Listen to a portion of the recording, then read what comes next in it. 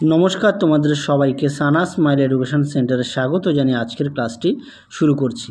আজকে তোমাদের সঙ্গে আলোচনা করব তোমরা যারা 2024 সালে পঞ্চম শ্রেণীর পরীক্ষার্থী, তোমাদের জন্য পরিবেশ বিষয়ে সাজেশান নিয়ে চলে এসেছি। বড় প্রশ্নের উত্তরগুলো তোমরা পেয়ে যাবে। আমরা যে রায় ও মার্টিন প্রশ্ন বিচিত্র থেকে যে মডেল সেটগুলো দেখাচ্ছি তার মধ্যে থেকে বড় প্রশ্নের উত্তরগুলো পেয়ে যাবে। আর আমরা 1 নম্বর ও 2 নম্বরের প্রশ্নের উত্তরগুলো আমরা দেখাবো। চলো দেরি না করে মূল বিষয়ে যাওয়া যাক। দেখে নাও, এবার প্রথমে আমরা দেখব এক কথায় উত্তর দাও প্রশ্ন মান এক থেকে প্রশ্ন আছে টেলিস্কোপ কী কাজে ব্যবহার করা হয়? উত্তরটি হবে দূরের জিনিস দেখার যন্ত্র।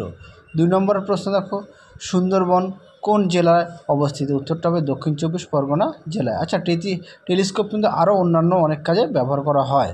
আচ্ছা, 3 দাগ দেখো, কালো হিরে কাকে বলে? উত্তরটা হবে কয়লাকে। 4 দাগ দেখো, কোন তিথিকে চন্দ্রগ্রহণ হয়? উত্তরটা হবে পূর্ণিমা তিথিতে চন্দ্রগ্রহণ হয়। পরবর্তী প্রশ্ন দেখো, 5 দাগের কি দেখে সর্বদা রাস্তা পার হওয়া উচিত? উত্তরটা হবে জেব্রা ক্রসিং দেখে। 6 দাগে দেখো, সূর্যের পর পৃথিবীর সবচেয়ে কাছের নক্ষত্রের নাম কি? উত্তরটা হবে প্রক্সিমা সেন্টাউরি। 7 দাগে দেখো, পশ্চিমবঙ্গের কোন কোন জেলায় কয়লা পাওয়া যায়? উত্তরটা হবে বর্ধমান, বীরভূম ও পুরুলিয়া জেলায়। 8 দাগের প্রশ্ন দেখো, কলকাতায় কবে প্রথম রিক্সা চালু হয়? উত্তরটা হবে 1900 খ্রিস্টাব্দে। পরবর্তী প্রশ্ন দেখো, সুন্দরবনে আইলা ঝড় হয়েছিল কত সালে? কীটা একটু ভুল আছে, উত্তরটা হবে 2009 সালে। 10 দাগে দেখো, একটি অপ্রচলিত শক্তির উদাহরণ দাও? উত্তরটা হবে বায়ু শক্তি। 11 দাগের প্রশ্ন দেখো, কোন তিথিতে ভরা কোটাল হয়? উত্তরটা হবে অমাবস্যা পূর্ণিমা তিথিতে। 12 দাগে দেখো, কোন দেশে প্রথম কাগজ তৈরি হয়? উত্তরটা হবে চীন দেশে। পরবর্তী দেখো 13 দাগের, সূর্য থেকে কোন রশ্মি নির্গত হয়? উত্তরটা হবে অতিবেগুনি রশ্মি। 14 দাগের প্রশ্ন দেখো, পশ্চিমবঙ্গের প্রধান খনিজ সম্পদ কী? উত্তরটা হবে কয়লা। 15 দাগের প্রশ্ন দেখো, উপভোক্তা কাকে বলে? উত্তরটা হবে যিনি পরিষেবা গ্রহণ করেন তাকে উপভোক্তা বলে। 16 দাগের প্রশ্ন দেখো, সূর্য থেকে পৃথিবীতে আলো আসতে কত সময় লাগে? উত্তরটা হবে 8 মিনিট। পরেরটা দেখো 17 দাগের, বিশ্ব বয়স্ক দিবস পালন করা হয় কত তারিখে? উত্তরটা হবে 1 অক্টোবর। 18 দাগের প্রশ্ন দেখো, ভারতের প্রথম ট্রেন চালু হয়েছিল কত খ্রিস্টাব্দে? উত্তরটি হবে 1853 খ্রিস্টাব্দে। 19 দাগে দেখো, ঘুনি কী কাজে লাগে? উত্তরটা হবে মাছ ধরতে। পরেরটা দেখো 20 দাগের, টারবাইন কি? উত্তরটা হবে বিদ্যুৎ কেন্দ্রে মস্ত বড় পাখার যন্ত্র। পরবর্তী প্রশ্ন দেখো, এবার আমরা দেখব 2-3টি বাক্যে উত্তর দাও। প্রশ্ন মান হচ্ছে 2। প্রথম প্রশ্ন আছে, শিশুদের অধিকার আইনে কি কি বলা হয়েছে? 1 নম্বরে দেখো বেঁচে থাকার অধিকার। 2 নম্বরে আছে খাদ্য ও পানীয় জল পাওয়ার অধিকার। 3 নম্বর আছে নিজের নাম পরিচয় জানা ও প্রকাশ করার অধিকার। 4 আছে মারধর ও মানসিক পীড়ন থেকে সুরক্ষার অধিকার। পরবর্তী প্রশ্ন দেখো 2 দাগের, সুনামি কি? উত্তরটা দেখো সমুদ্রের তলায় সৃষ্ট প্রবল ভূমিকম্পের ফলে সৃষ্ট উপকূল বা বন্দর অঞ্চলে সৃষ্ট প্রবল জলোচ্ছ্বাস হলো সুনামি। 3 দাগে দেখো, ধসের ফলে কি ক্ষতি হয়? উত্তরটা লিখবে ধসের ফলে বাড়িঘর নষ্ট হয়ে যায়, অনেক সময় মানুষের প্রাণহানি ঘটে, ধস নেমে রাস্তাঘাট বন্ধ হয়ে যায়। পরবর্তী প্রশ্ন দেখো, এবারে দেখো 4 দাগের, হরপা বান কাকে বলে? উত্তরটা দেখো পার্বত্য অঞ্চলের নদীগুলি নুড়ি পাথর জমে অগভীর হয়ে গেছে, ফলে হঠাৎ প্রচুর বৃষ্টি হলে নদী অত জল বয়ে নিয়ে যেতে পারে না, তখন নদীর দুকুল ছাপিয়ে বিশাল জলপ্রবাহ সব কিছু ধুয়ে নিয়ে নিচের দিকে নামতে থাকে, একে হরপা বান বলে। খুব গুরুত্বপূর্ণ প্রশ্ন, পরীক্ষায় খুব আসে, তোমরা অবশ্যই ভালো করে পড়বে আর অবশ্যই পাঠ্য বইটি খুঁটিয়ে পড়বে। সমস্ত বিষয় পাঠ্য বইয়ের দিকে অবশ্যই তোমরা গুরুত্ব দেবে। পরবর্তী প্রশ্ন দেখো 5 দাগের, স্বাস্থ্য ভালো রাখতে আমাদের কি কি করা উচিত? দেখে নাও প্রশ্নের উত্তরটি, আমি আর মুখে বললাম না, তোমরা একটু দেখে নাও।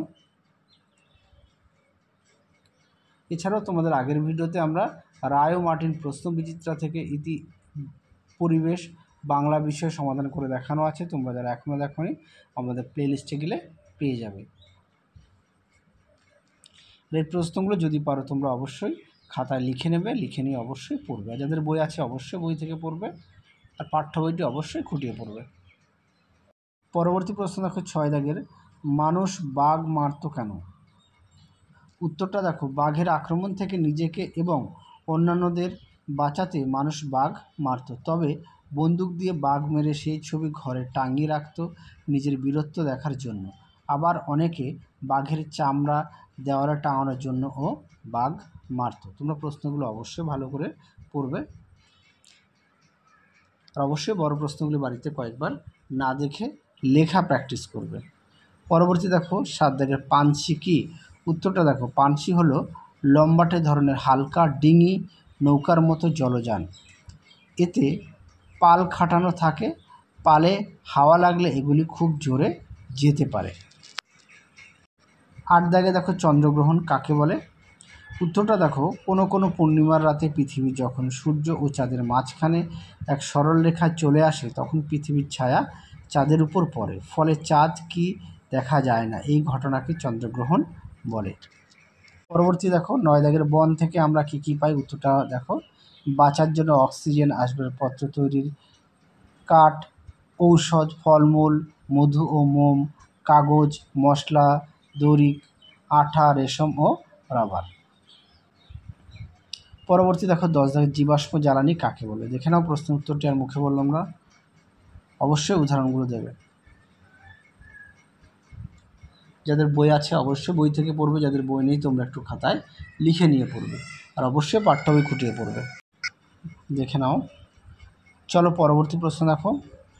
এবার আমরা দেখব 5-6টি বাক্যে উত্তর দাও, প্রশ্নমান 3। দেখে নাও কোন কোন প্রশ্নগুলো আছে।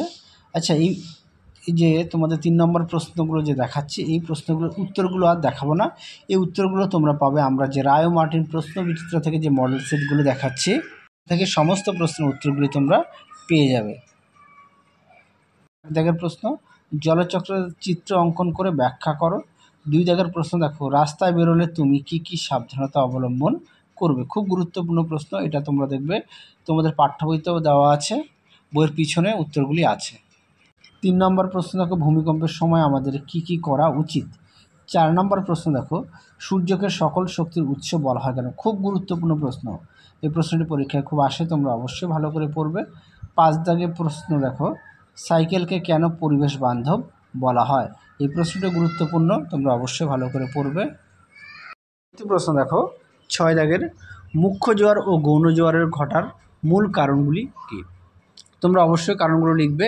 আর 7 দাগের প্রশ্ন দেখো, বন্যার মনুষ্য সৃষ্ট কারণগুলি লেখো।